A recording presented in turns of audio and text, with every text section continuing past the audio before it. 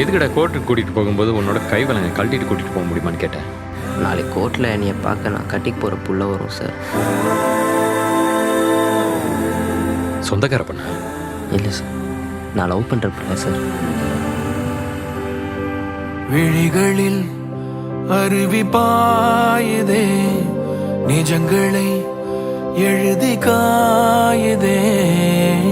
பிரச்சனை வந்தா விட்டு ஓடுதான் உன்னஸ்மா, கடைசி வரைக்கும் கூட நிக்கணும்டா. நினைவுகள் மருவி தேயுதே, கனவுகள் நழுவி ஓடுதே.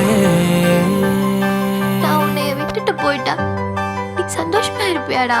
எழுதாகதையோ எழுதாகதையோ